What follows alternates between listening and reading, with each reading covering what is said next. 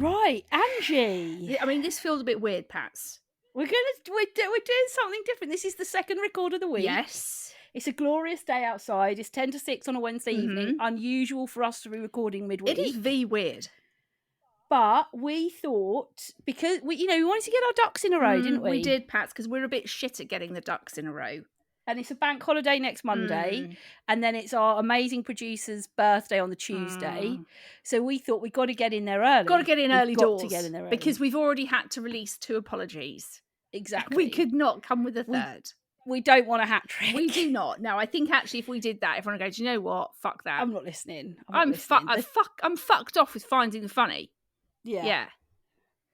So finding the fuck off. So we decided to put up a couple of little different boxes. You were going to say a couple of little dildos then. Little dildos. We put a couple of little dildos online. We decided to put up different boxes each, which I think has worked well. It's worked well, Pats. So I asked everybody to tell us, what did they want us to talk about? What did they want to hear from us? Was there anything that they were desperate to hear about in terms of our opinions or whatever? And the number one thing was this Philip and Holly row. I know. Well, that actually, there was a few people that were talking about that on Monday, or in the prep for Monday's record. Yeah, a few people had put that in the box as well, and I was like, I don't know, should we talk about that? But I think, like anybody, we have an opinion on it. Absolutely. So we thought, well, do you know what? People have asked, so let's have a chat about it. We wouldn't normally go down this route, but so many people have asked us. You want to hear what we think. So obviously this is just our opinion. It's, you can disagree with us. We might not say everything that you think is true or right. But my opinion is he did the right thing. Oh, 100%. By stepping down, he did the right thing. I think the thing that, the thing about it that's probably the most sad out of the whole situation is the amount of abuse that has now been coming his way.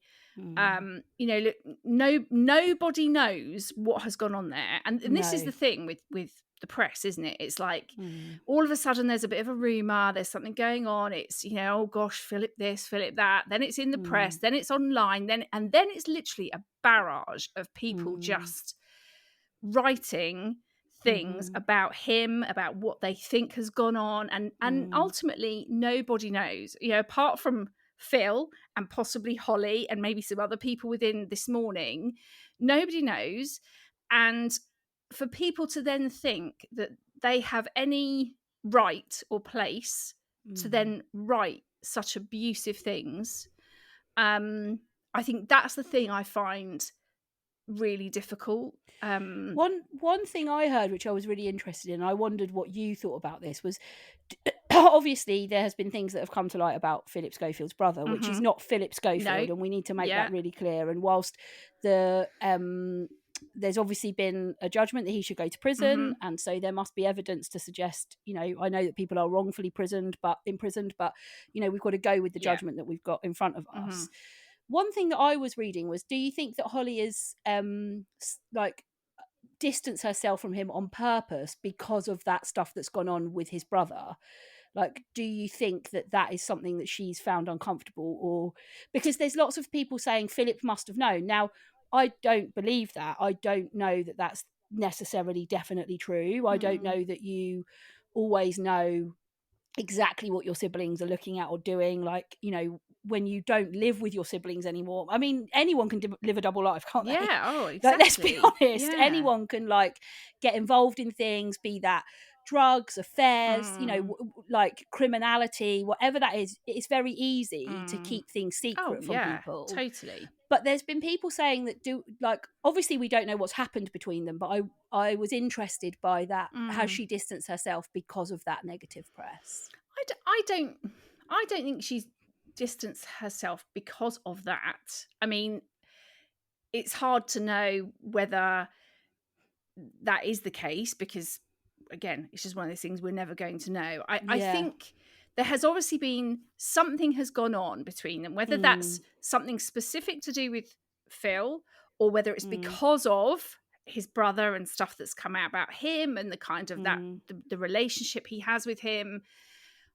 But I think she's handled that very well. I think she's had to really trust her own like gut on how she feels about whatever this is. And I think she's handled herself very well. I think she's, there's not really been anything in the press about her or anything she said or anything other than going, do you know what, I need to just kind of remove myself from this situation, I think is a brilliant way to handle it. I think it's just about remembering that, this is someone's life. And he's a real person. Whatever has gone on, whatever has happened, he I was sort of thinking about, because there was something I saw where he'd apparently gone down to Cornwall to be with his mum, or he was spending time. Do you know what, the first thing I thought was, oh my gosh, how is his mum? How is she? Like, so she's got a son now in prison, she's now got a son who's well, life has really kind of not fallen apart as such, but really taken a very changed massively, exactly, a huge battering. And who knows kind of how this is going to pan out as far as his career goes. But and I think that for me is whatever you think of someone, whatever you think they have done or they've done, like, we're all human, we all make mistakes. Now, some of those mistakes are huge and you have to pay for that in some way, like his brother has now had to. But we are all... I don't think we can call that a mistake. Well, no, I use that word lightly. Yeah, I think mistake in relation to what his brother's done isn't particularly comfortable for me. I think that was a known offence. I wasn't meaning he made a mistake in that way. No. There was obviously a lot that's gone on for him in his life. He's committed offences that would have ruined young people's lives. Yeah, absolutely. But I think, it's just remembering that it's a bit like, everything that happened with Caroline Flack. It's something happened with her that ended up in the press. It got blown up. No one really ever knew what went on. It was all a bit... Well, it got wrongly reported. Exactly. It was her blood that she had been self-harming before the ambulance crew arrived. Yeah. What the inquest showed was that she had actually been... it wasn't his blood where she'd hit him over the head with a lampshade. She was so mentally unwell, or she was so unable to regulate in that moment that she was actually harming herself. And that would change the whole course of that case. That there would be an understanding that she was going through something incredibly dark and difficult, and it would have made a complete difference. Exactly. And that's all I keep coming back to, like, unless at some point there is some clear cut, like, evidence or reporting, or there's something that comes out that people are then able to make a judgment on him, on whatever he might or might not have done. Whenever, if that ever happens, then obviously that does change the picture slightly. But I just think for now, nobody knows. And just to kind of keep in, for me anyway, it's a matter of keeping in mind that this is a human being. This is his life. This is his family's life. I think about his ex-wife. He's got 2 daughters. It's for me, it's that ripple effect.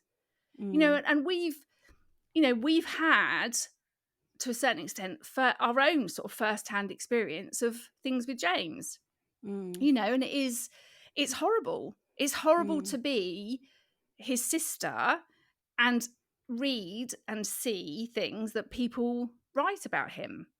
I think as well, for anybody that has worked, they've worked together day in, day out, and for a decade essentially. I think they've been like 12, 15 years they've been doing this morning together. Yeah. And for this to be, and obviously this is a very dramatic fallout.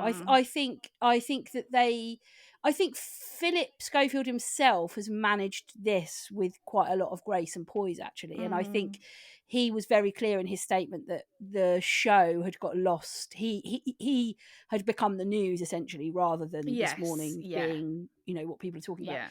And I think, to step down from a role like that does take quite a lot of guts, actually, and to hold his hands up and say, actually, I'm probably not right to be fronting this anymore, takes quite a lot to do. And I think for their, they have always had this incredibly close friendship, and also that's really sad for me.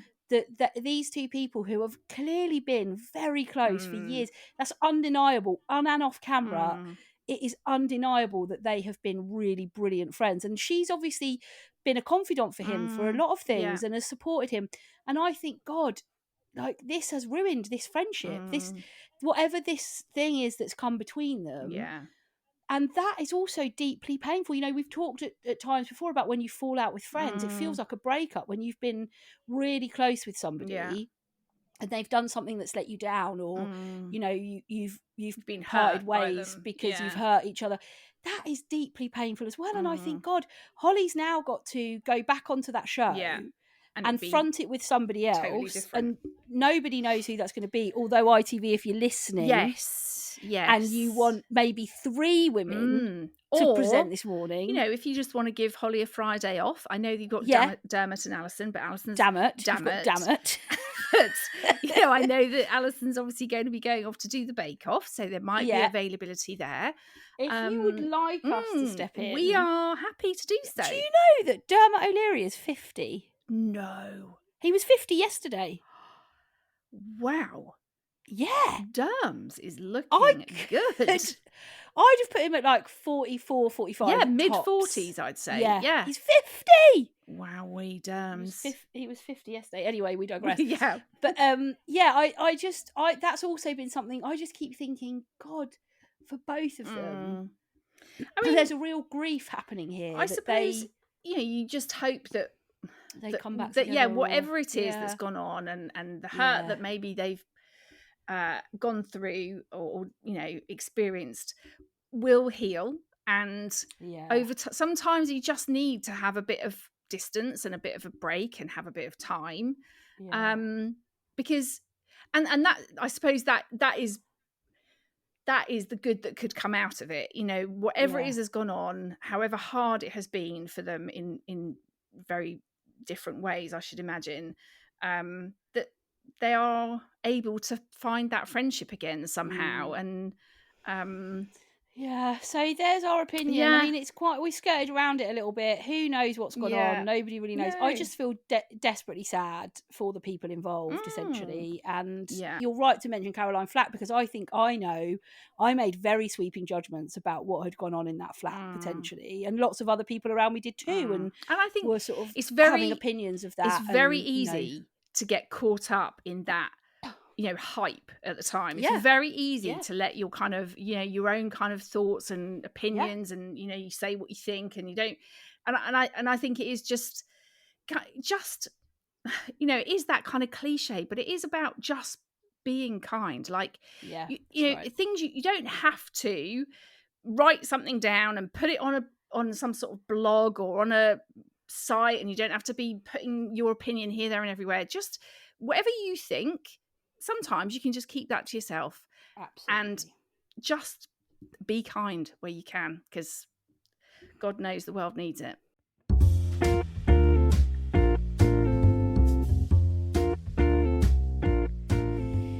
This episode is brought to you by First Dates podcast. Now, Ange, First Dates is one of our favourite shows, isn't it? We love it. Absolutely love it.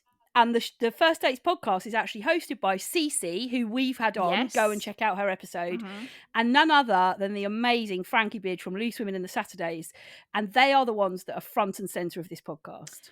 They don't want to match you up with anyone, just hear your amazing dating stories. So whether you are single or in a relationship, it doesn't matter. In fact, they'd love to know how you met your significant other. The stories can be outrageous, heartwarming, hilarious, inspiring, or just all-round entertaining. A wardrobe malfunction, being locked in the bathroom and your date having to rescue you. Stories of love at first sight they absolutely want to know. If this could be you, get in touch with us on the following email. firstdatspodcast@2020tv. That's 2020 spelt TWENTY. So firstdatespodcast@2020.tv. So if you have a great story, you could be joining Cece and Frankie in the studio. That's firstdatespodcast@2020.tv.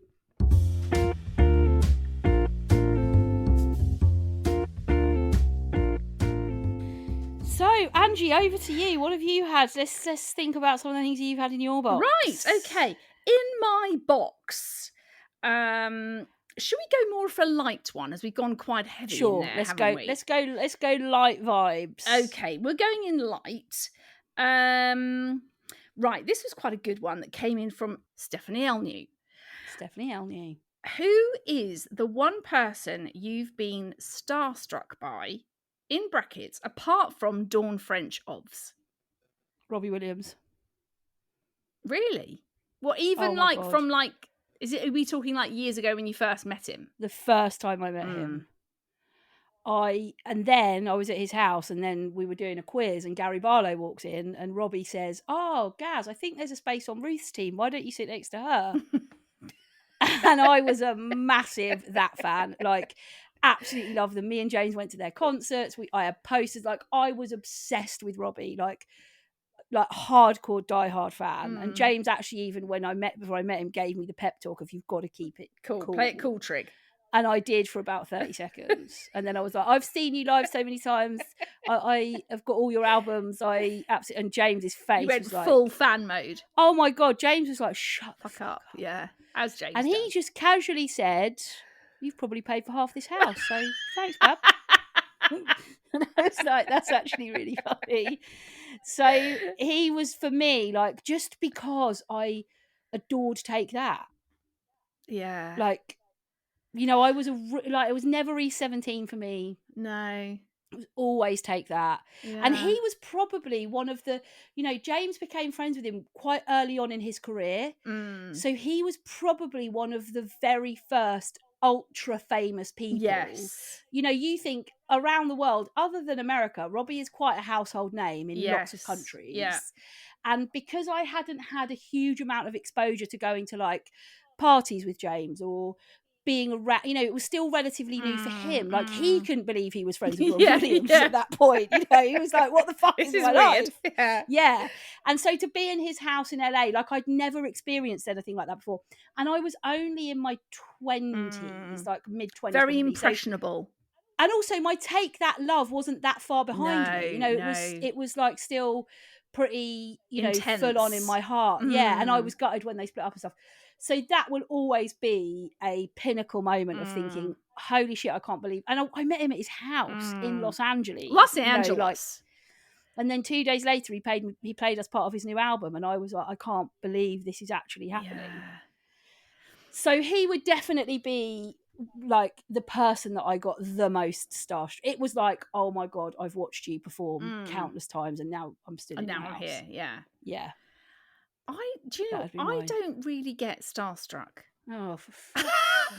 I don't. Like, oh my God, this is ridiculous. Okay, so you're telling me when you first met Harry, you weren't a bit like, oh wow, this is weird. Weird, but I don't get that like giddy, like, oh my gosh, it's Harry Styles. I don't, like, I very quickly go, oh, it's just Harry Styles. Or, like, I remember when I met Anthony. This is like the chocolate bar chat all over again. I'm really not. I don't get starstruck. I don't like mini eggs. They're too hard on the outside. I don't like whispers because they're too soft. Harry Styles was sitting in front of me, and I just thought, oh, that's Harry Styles. Do you know what? I'm not a really boring segment, excitable person. Yeah, and that's why you're boring. I think you'll find that actually it proves that I will only ever really get that excited about really big deals, and those things are not that a big deal to me. About really big dildos. Big dildos. I remember when I met Anthony Joshua and again, I wasn't like starstruck. I was more like, holy shit, crushing. Yeah, crushing. You were fangirl crushing. You are one incredible male specimen. Right. So I think I was more like taken aback by his size Clothes on. We've got to be very clear here that we mean his size of body. Yes, size of bicep. Size of biceps. Huge biceps. Yeah, he could wrap you up in those. Oh my! Well, I ended up having like this because I'd gone to. This is back when James was fronting A League of Their Own. Yeah, and I'd gone with actually four of my best friends, and I didn't know he was on. And messaged James on the way there saying, "I'm coming tonight, mate, and I've got some friends with me. Who's on?" And he put, blah blah blah, oh, and AJ, and I was like, "Oh my gosh, Anthony Joshua is going to be there." You were definitely starstruck. I don't care what you say. I think this pisses me off actually, because I think you say, I don't really get starstruck to be like you're cool. No, it's just not. Bollocks. I'm not trying to be cool because I just am cool. Said no cool person ever. I mean, that's probably the closest I would say I'd got to being a bit starstruck was just kind of, coming across AJ's biceps.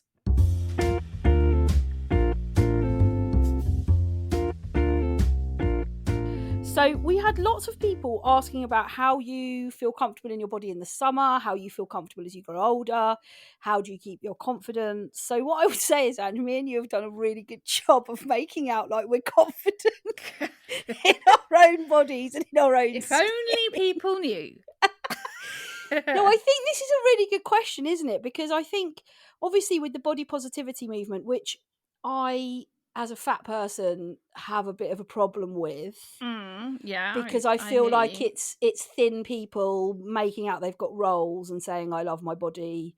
I feel like I'm body positive. When actually, until you've not been able to sit in a plane seat particularly well, or not being able to use a public toilet particularly well because they're so, there is such a thing as thin privilege. There really is. Everything is designed for somebody who is of a certain size. So I think there is now this like need to always love your body, and I just don't think that's realistic. Yeah, I don't think it's like. I think women in general know that it's always going to be this like roller coaster, and probably actually for men as well. Yeah. I think it's very easy to kind of say it's a female problem. I think there's actually a lot of men that feel this as well, and I think probably, I think that part of image for men and young. I think if I look at like Joel's, he's quite, he's a fairly good height. But he's not like. I think he finds it hard when a lot of his mates are like these, big, tall, buff, AJ looking type people, and I think he really does feel that because that's not him at all. And it's something that I think does bother him more than he probably lets on, and I think that's probably like that across the board for men and women. Yeah. And I think for me, I think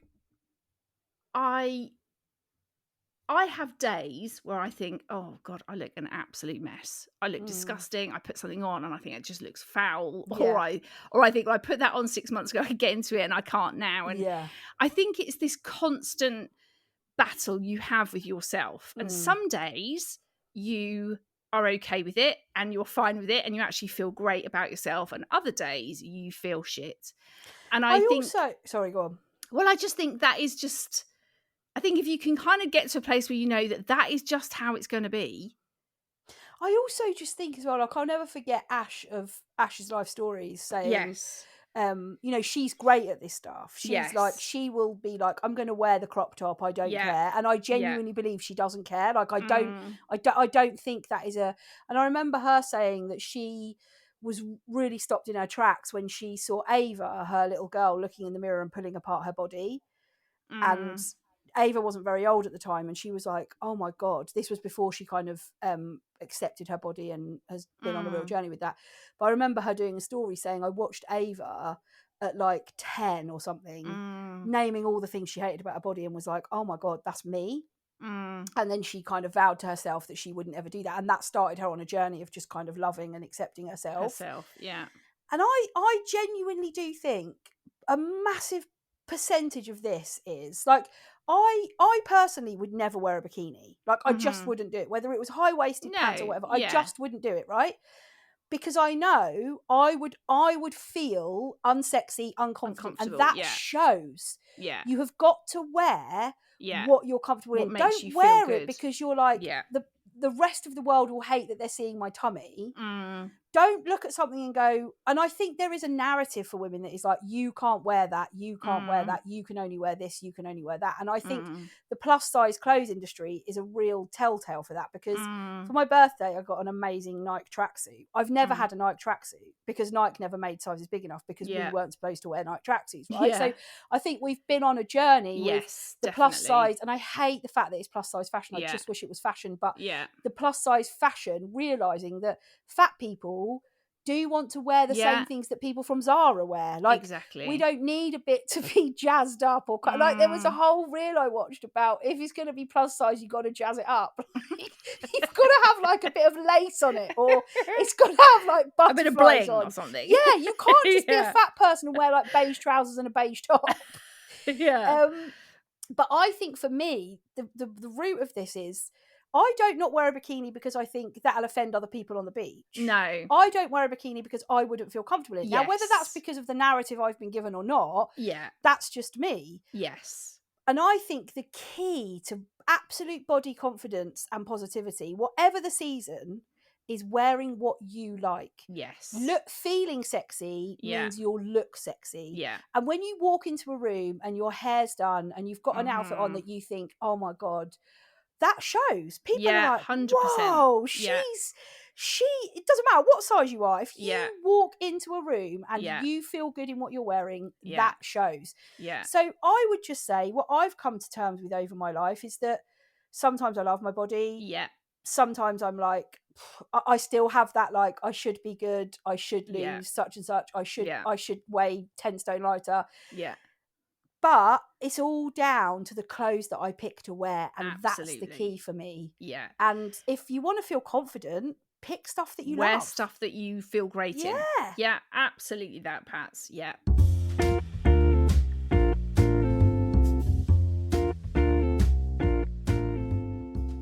This came in from Charlotte Butters. Butters. Yeah, the OG. Butters. So, sticky toffee pudding or chocolate cake? Sticky toffee pudding. I think I would go sticky toffee as well, actually. 100%. Yeah. No question. I do like a chocolate cake, though, with a nice chocolate. No, do you know what, though? I'll tell you why. Chocolate cake can be very dry. If you have a bad chocolate cake, it's bad. Yeah. Yeah, but wouldn't that also apply to sticky toffee pudding? No, because you've got the sauce over it. You got your moist. So if you have a bad sticky toffee pudding, it's like, oh, that was all right. Like, it wasn't great, but it was all right. If you have a good one, it's amazing. If you have a bad chocolate cake, it's like, oh God, that's like eating that's like eating Gandhi's flip-flop. It's dry. There's not much to it. There's nothing no moist. Yeah. So I just would always steer, unless I know who's made the chocolate cake or I've made it myself, I would just steer clear of chocolate cake. To be honest, I also think that this was a message that came in from Nicola T8426 right now. It's a bit of a weird one. So she's put, is your husband as funny when he's at home as he is on the TV, or is he really boring? Your husband? I think that Nicola T8426 thinks you're that married to James. Yes. Because Ian is as funny as he is on the TV. Ian is like, what you see of Ian on the TV, guys, is exactly what you get at home. He is like talking about Pomodoros. He's talking about productivity. Yes, wearing his shoes, keeping his shoes on. If you don't know what we're talking about, go back and listen to an old episode. He's driving it forward the whole time. He's like, all the time. He's out there. He's building. He's putting things together. You know what you see on DIY SOS from Ian. He's got that what you get all the time. Yeah, all the time. We're going to be like, your husband's on DIY. Yeah, just to be clear, Nicola, Ange is not married to James. No. If she was, she'd be arrested. He is, in fact, our brother. He's our brother. She must think that you're my sister-in-law then. Yeah. We're sister-in-laws. And that James is my brother and you're married to him. Yeah. Classic. Well, yeah, so there we go. I thought I'd just clear it up for Nicola. Yeah. You know, I'm not married to him. He is my brother. Yeah. So there we go.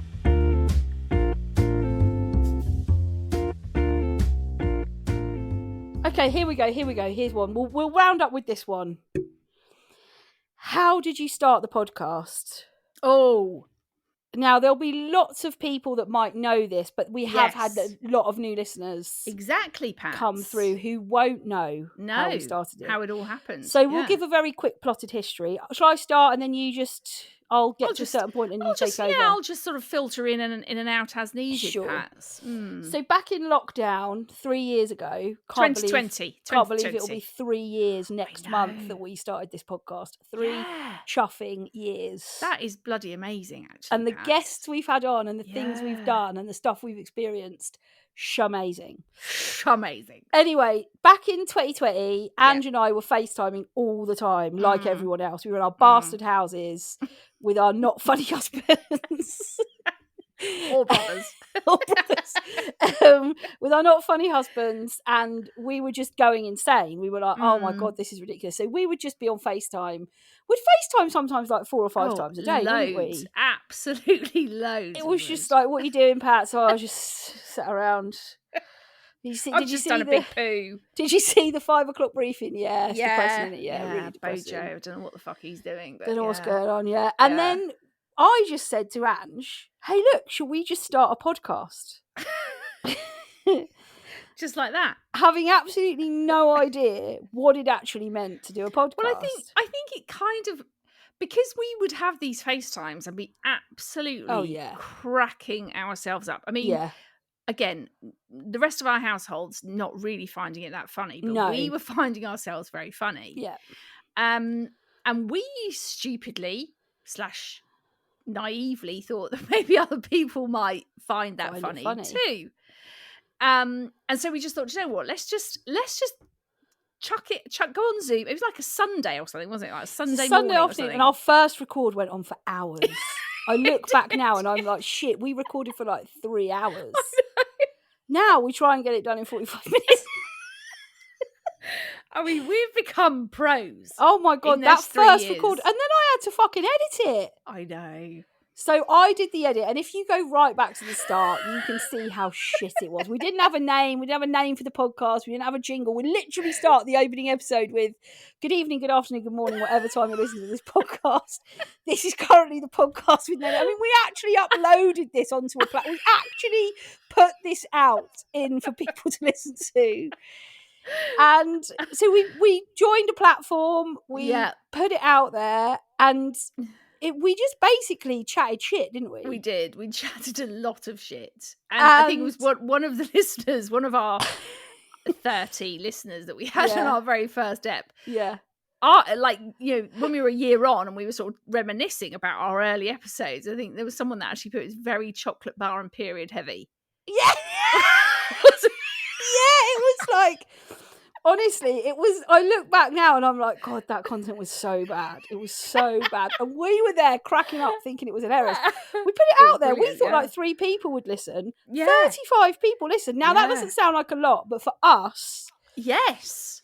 It was... We were not expecting that. No. We were not I mean, we were thinking maybe double digits, like 10. 10. Like we thought, if we get 10 people that listen to that shit, we'll have done all right. And we got 35. We're like, okay, brilliant. And then we started to get people to share it. So Anna Martha was really great in the early days. Hannah Martin, they both were brilliant. They were actually our first 2 guests, and honestly, we got followers and listeners from them, no doubt about it. They were absolutely brilliant. So if you don't follow Anna Martha or Hannah Martin, go and find them on Instagram because they're both brilliant. Brilliant women, yeah. And I was editing it, and it was difficult. I'm not going to lie. I am not an editor. No. Well, I'm tell that. I was of zero help because I'm just not tech at all. I mean, you can tell when you listen. Like the jingle comes in and it's way too loud. Yeah, then we got a mate of ours to write a jingle, and our friend Mel came up with the name. Funny. And we just all of a sudden we felt like, okay, we've actually got a little bit. We've got a base here. We've got a good base. Anyway, I said to Ange, I can't go on editing this. Either we're going to have to find someone else, or we're going to have to hang up our very new headphones. Podcast headphones. Yeah. Yeah. So we just sent it to a load of people that we knew, and did. amazingly, we found a company that were happy to work with us. Do you remember that time when we actually got a response back from, our still editors, producers, as in Warner Brothers, as in the mighty Martin Trickey? Yeah. Do you remember when we got a response back saying, "Oh my God." I remember I was in the car and I was crying. driving home from, I'd picked, I don't know, one of the dickheads up from somewhere. Yeah. When I say dickheads, I mean my children. Sure. And I hadn't seen the email. Oh my God. But you had, and you rang me. So I'm in the car, so it's on a loudspeaker, and you're like, "Ange, you've seen the email?" I'm like, "No, what? I'm in the car." "Oh, Ange, oh my gosh, you're not going to believe it. Warner Brothers are saying they're going to give us a shot." I mean, we just did not expect that at all, did we? I can't believe they're still with us 3 years on. That is amazing. We're so grateful. Thank you so much, Tricky. Honestly, thank you. We are so fortunate and lucky. But look, I'll tell you this now, right? I don't know exactly how many listens we've had all together, but I think we're at like the 800,000 mark. We're more than that, Pats. Now we're like 905,000. That means we've had 1 million downloads. Well, there we go then. Because we had on our different platform, we had, I think it was either 100,000 or 80,000. So that means in 3 years, which I don't think is bad for two little people that are unknown, we've pretty much had 1 million downloads. That to go from 35 is, and I think it's very, I don't know, like when we finished our record this on Monday and the episode that's gone out today, I don't know, I felt really flat after that episode. I'm being I'm feeling really open and honest here. Yeah. I felt really flat after that episode. It just didn't go particularly well, and it just, I don't know, I just felt really low after it. Oh, mate. And I have these moments, I'm sure you're the same, Pats, where you just go, I don't know, do we just stop now? I know. No, I know, because then we get amazing messages from people who are I know. You've got me through COVID, you've got me through infertility, you've got me through cancer. Like, honestly, and we don't blow our own trumpets very much. No, but I would say weekly I get more than 5 messages from people who are like, "You don't know what you've done for me. You don't know how you've helped me. You honestly, you don't know the support you've given me." Like, we can't give that up. I know, and I that honestly is what. I'm going to get emotional now, too. Oh, mate. Let it all out. This is a safe this is a safe space. This is the safety tree. This is a safe space. But I know.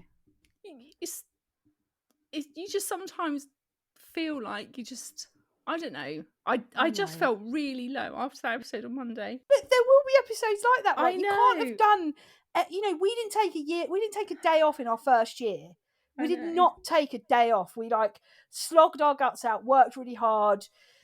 You can't do this for 3 years and not have some episodes. Now, I think more often than not, we stop recording and we think, that felt all right. And most episodes I listen back to and I think, not to sound big-headed, but I listen back and I think, oh, that was all right. Was funny, I laughed at and I hope other people laughed too. But there will be the odds, and you can't feel flat about it. You just have to think. I know, and I just chalk think it up to experience, babes. I know, and I just want our listeners to know how much those messages do make such a difference, because even some of the people that put in the box today were like, "Can we have more than one a week? Can you make it longer?" And we had because I said in my stories, I was like, we might do a slightly shorter episode this week. So many people were like, if you dare do it shorter, I'm going to go mad. This can't be shorter. It's got to be long. Is there any way you can make this longer? I know, and those messages and the people that message and just say how much we have helped them in some small way in their life. It really does make a difference to how we feel about it. And even when you have a shit episode like I felt on Monday, and I was literally like, I think I'm just gonna have to ring Pats and just say, look, do we just call it a day now? No. And then but then I've been all right. I was just like, no, it's just a bad episode, and just like you say, chalk it down and to if you'd have rung experience. me and said that, I'd have been like, no way. Like, you put on our chat, you put on our WhatsApp chat, I'm so sorry, I feel like, and I was like, you don't need to apologise. I know. We just have to say, and look, this stuff can get old and feel dead, right? And so we have to find ways. And look, I've loved this episode. Yeah, I've really loved it, and I would love to do this more. And if people we'd love to hear from you if you would like more of this kind of more chatty sort of questions topics or topics, and so that's how the pod started, and here we are, 1 million listens on some amazing guests under our belt, and we have got more guests coming. One of the things in the box that I put up was like, have you got any more guests signed up? We have. It's just about getting times that they can do and we can do and stuff like that. So we are constantly thinking, and if there's people you would like us to have on, if you've got people that you follow on Instagram, or we've had some really famous people on, but we've also had some like people who are Instagram famous or who are known for their work in sex therapy, or have experienced grief in certain ways, or have we had Knackered Knackers on who's got male infertility. We want to have a whole plethora of guests that appeal to a whole wide audience. So if you've got somebody that you follow on Instagram that you would like us to have on, then we can't guarantee it'll be a yes, but just please get in touch and let us know. And I think really, from the absolute bottom of our hearts, we can't thank you enough for listening, for coming back week on week, for giving us content, and we'll stick around for as long as you'll have us. We essentially bloody will, even when we have a shit episode. Even then. So remember, there's loads of ways you can get in touch with us. You can find Ange and I both on Instagram. I'm at Ruth Corden, she's at Ange Corden. You can find the podcast on Instagram, Facebook, TikTok and YouTube. Just search Finding the Funny Podcast. Or you can send us an email, findingthefunnypodcast@gmail.com. But Ange and I will be back next week helping you to find more of the funny.